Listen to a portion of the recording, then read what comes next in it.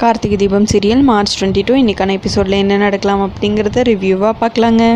ஆனந்த் ரியா 2 பேரும் கோவிலில் கல்யாணம் பண்ணி வீட்டுக்கு வந்துடுறாங்க. ரியாவை காரில் வெளியிலேயே உட்கார வச்சுட்டு ஆனந்த், கார்த்தி, தீபா 3 பேரும் உள்ளே வராங்க. மீனாட்சி அவங்களோட வெட்டிங் டேக்காக ஆனந்துக்காக வெயிட் பண்ணிட்டு இருந்தா. அவர் வந்ததுமே கேக்கெல்லாம் கட் பண்ணி முடிச்சதும் ஆசீர்வாதம் வாங்கலாம் அப்படின்னு ஆனந்தை கூப்பிட ஆனந்த் வேணாங்கிறாங்க. ஏங்க, மாமா அத்தைக்கிட்ட ஆசீர்வாதம் வாங்கணும்ல அப்படின்னு மீனாட்சி சொல்லவும், அதுக்கு முன்னாடி நான் உங்ககிட்ட ஒரு விஷயம் சொல்லணும் அப்படின்னு சொல்ல, என்னப்பா ஆனந்த், அருண் எப்படி ஐஸ்வர்யாக்காக ஒரு ரெசார்ட் வாங்கினோ அந்த மாதிரி நீ ஏதாச்சும் வாங்கியிருக்கியா? ஏதாவது மீனாட்சிக்கு கிஃப்ட் வச்சுருக்கியா அப்படின்னு அருணாச்சலம் கேட்க, அண்ணா ப்ளீஸ் நான் சொல்கிறத கேளு, தயவு செஞ்சு இப்போ சொல்ல வேணாம். தீபா, கார்த்தி 2 பேரும் முடிஞ்ச அளவுக்கு ஆனந்த் கிட்டே இன்றைக்கி சொல்ல வேண்டாம், எதாக இருந்தாலும் நாளைக்கு பேசலாம் அப்படின்னு கெஞ்சுறாங்க. ஆனால் ஆனந்த், இந்த விஷயத்தில் நீங்கள் தலையிடாதீங்க, அம்மாக்கிட்டேயும் மீனாட்சிக்கிட்டேயும் நான் பேசிக்கிறேன். இந்த வீட்டுக்கு மூத்த பையன் நான் தானே, என்னோட லைஃப்பை பற்றின எந்த முடிவாக இருந்தாலும் நானே எடுத்துக்கிறேன், யாரும் தயவு செஞ்சு தலையிடாதீங்க அப்படின்னு பட்டுன்னு சொல்லிடுறாங்க ஆனந்த். இவங்க பில்டப் கொடுக்குறதெல்லாம் பார்த்தா விஷயம் ஏதோ பெருசாக இருக்கும் போல இருக்குது. என்ன விஷயமா இருக்கும் அப்படின்னு ராஜேஸ்வரியும் ஐஸ்வர்யாவும் 2 பேரும் பேசிகிட்டு இருக்காங்க. எதாக இருந்தாலும் வெயிட் பண்ணி பார்க்கலாங்கிறாங்க ஐஸ்வர்யா. மாப்பிள்ளை, ரொம்ப நேரமாக ஏதோ சொல்கிறேன்னு சொல்லிட்டு இருக்கீங்க, ஆனால் என்னன்னே சொல்ல மாட்டேங்கிறீங்க, கொஞ்சம் சொல்லுங்கள் அப்படின்னு ராஜேஸ்வரி கேட்க, ஆமாம் கார்த்தி, அவர் என்னமோ சொல்லணும்னு நினைக்கிறாரு, கொஞ்சம் அவரை சொல்ல விடுங்கிறாங்க மீனாட்சி. ஆனந்த் நேராக வெளியே போய் காரில் இருக்கிற ரியாவை இறங்கி உள்ளே வா அப்படின்னு கூப்பிடவும், உங்கள் அம்மா அப்பா மீனாட்சிக்கிட்டேலாம் விஷயத்த சொல்லிட்டீங்களா?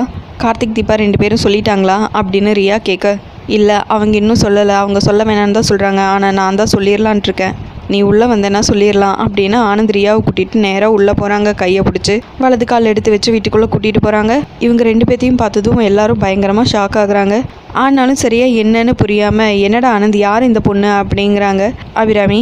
கோவிலில் எனக்கும் ரியாவுக்கும் கல்யாணம் ஆயிடுச்சு, நாங்கள் 2 பேரும் காலேஜ் டேஸ்லேருந்து லவ் பண்ணிட்டு தான் இருந்தோம், உங்கள் கட்டாயத்துக்காக தான் நான் மீனாட்சியை கல்யாணம் பண்ணிக்கிட்டேன் அப்படின்னு ஆனந்த் சொல்ல, அபிராமி பயங்கரமாக டென்ஷன் ஆகி ஆனந்தை வந்து பலார்னு விடுறாங்க. அதுக்கப்புறம் பயங்கரமாக அடிக்கிறாங்க. அருணாச்சலம், அபிராமி கொஞ்ச நேரம் அமைதியாரு, ஆனால் ஆனந்த் உங்ககிட்ட இருந்து இப்படி ஒரு விஷயத்த நான் எதிர்பார்க்கவே இல்லை அப்படின்னு அருணாச்சலம் சொல்லவும், என்ன மாப்பிள்ள, மீனாட்சிக்கு இப்படி ஒரு நம்பிக்கை துரோகத்தை பண்ணிட்டீங்களேங்கிறாங்க ராஜேஸ்வரி. மீனாட்சிக்கு துரோகம் பண்ண உனக்கு எப்படிடா மனசு வந்துச்சு அப்படின்னு அபிராமி கேட்கவும், அம்மா எப்படி இருந்தாலும் இந்த விஷயத்த ஒரு நாள் சொல்லி தான் ஆகணும், அதனால தான் இன்றைக்கே சொல்லிடலான்னு முடிவு பண்ணி நான் எல்லா விஷயத்தையும் உங்ககிட்ட சொல்லிட்டேன். மீனாட்சி கூட இத்தனை நாள் வாழ்ந்திருக்கேன், ஆனால் ஒரு நாளாவது சந்தோஷமாக இருக்கேன்னு நான் சொல்லியிருக்கேனா? ஏன்னா நான் லவ் பண்ணது ரியாவை தான், மீனாட்சியை நான் விருப்பப்பட்டு கல்யாணமே பண்ணிக்கல, உங்களுக்காக தான் கல்யாணம் பண்ணிக்கிட்டேன். என்னால் தான் ரியோட வாழ்க்கையே கேள்விக்குறியாயிடுச்சு. நானும் ரியாவும் காலேஜில் படிக்கும்போது லவ் பண்ணோம், அதுக்கப்புறம் 2 பேர்த்துக்கும் வேற ஒருத்தவங்களோட தனித்தனியாக கல்யாணம் ஆயிடுச்சு. அதுக்கப்புறம் ரியாவோட ஹஸ்பண்ட் எங்கள் விஷயம் தெரிய வந்து ரியாவை டிவோர்ஸ் பண்ணிட்டாரு. ரியாவுக்கு சொல்ல போனால் நான் துரோகம் தான் பண்ணியிருக்கேன், மீனாட்சிக்காக நான் தியாகம் பண்ணியிருக்கேன், அதுக்காக தான் இப்போ ரியாவை நான் கல்யாணமும் பண்ணிக்கிட்டேன் அப்படின்னு ஆனந்த் சொல்லவும், அண்ணா இதுக்கு தான் சொன்னேன் பாரு, மீனாட்சி அண்ணி உடஞ்சி போயிடுவாங்கங்கிறதுக்காக தான் இன்றைக்கி கல்யாண நாள், அதுவுமே இந்த விஷயத்த சொல்ல வேணான்னு சொல்ல வந்தேன் அப்படின்னு கார்த்தி சொல்லவும், மீனாட்சி அக்காவுக்கு துரோகம் பண்ணிவிட்டு நீங்கள் பெங்களூர் போகிறேன், அங்கே போகிறேன், இங்கே போகிறேன்னு லோக்கல்லையே ரியா கூட ஊரை சுற்றிருக்கீங்க அப்படின்னு தீபா சொல்ல, அப்போ கார்த்தி, தீபா உங்களுக்கெல்லாம் ஏற்கனவே இந்த விஷயம் தெரியுமா அப்படின்னு அபிராமி கேட்கவும், மீனாட்சி அப்படியே கண்ணீரோட பயங்கரமாக அழுதுகிட்டு இருக்காங்க. எத்தனையோ தடவை நான் அண்ணனுக்கு புரிய வைக்க ட்ரை பண்ணமா, நான் புரிஞ்சிக்கவே இல்லை.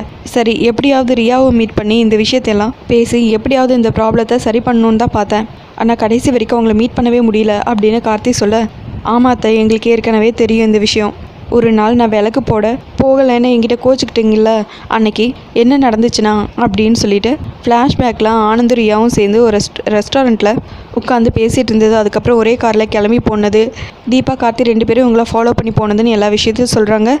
அதுக்கப்புறம் ரெஜிஸ்டர் ஆஃபீஸில் கல்யாணம் பண்ணிக்கலாம் அப்படின்னு போகும்போது தீபா அவங்கள பார்த்துட்டு உடனே கார்த்திக்கு கால் பண்ணி சொன்னது. அதுக்கப்புறம் கார்த்தி ஒரு பிளான் சொல்லி அதை தீபா ரெஜிஸ்டர் ஆஃபீஸர் முன்னாடி இவருக்கு ஏற்கனவே கல்யாணம் ஆயிடுச்சு, ப்ராப்பராக டிவோர்ஸ் எல்லாம் ஆகலை அப்படின்னு அவங்க முன்னாடி சொன்னது. அதுக்காக இந்த கல்யாணத்தில் நிறைய பிரச்சனை இருக்கும் போல இருக்குது, இந்த கல்யாணம் நடக்காது, இதெல்லாம் முதல்ல சரி பண்ணிட்டு வாங்க அப்படின்னு ஆஃபீஸரை அனுப்பிச்சி வச்சதும் உடனே ஆனந்த் தீபா கிட்ட, இங்கே நீங்கள் கல்யாணத்தை நிறுத்திட்டீங்கன்னா வேற எங்கேயும் எங்களால் கல்யாணம் பண்ணிக்க முடியாதா, கல்யாணம் பண்ணி காட்டுற அப்படின்னு சொல்லிட்டு கோவிலுக்கு போய் 2 பேரும் கல்யாணம் பண்ணிக்கிட்டது. கார்த்தியும் தீபாவும் போய் அது எப்படியாவது தடுத்துடலாம் அப்படின்னு முயற்சி பண்ணது. இப்படி எல்லா விஷயத்தையும் அப்படியே எல்லார் முன்னாடியும் சொல்கிறாங்க. எல்லாரும் இதை கேட்டு பயங்கரமாக ஷாக் ஆகுறாங்க. இது எல்லாத்தையும் கேட்டு மீனாட்சி மனசுடைஞ்சு போய் அப்படியே அலறாங்க. அபிராமி இதை பார்த்து, மீனாட்சி நீ எதுக்கும் கவலைப்படாத, உனக்கு நான் இருக்கேன், எப்படி இருந்தாலும் இந்த வீட்டுக்கு மூத்த மருமக நீ தான், இவன் எவளையோ கல்யாணம் பண்ணிக்கிட்டு வந்து நின்றுட்டானா இவன் என் மருமகள் ஆயிடுவாளா, எப்போவுமே நீ தான் இந்த வீட்டுக்கு மூத்த மருமக, அதை மாற்ற முடியாது அப்படின்னு அபிராமி மீனாட்சிக்கு ஆறுதல் சொல்லியிருக்காங்க. அதோட எபிசோடையும் முடிச்சிருக்காங்க. உங்களுக்கு இந்த வீடியோ பிடிச்சிருந்தா லைக் அண்ட் சப்ஸ்கிரைப் பண்ணி நம்ம சேனல் சப்போர்ட் பண்ணுங்கள். தேங்க்யூ.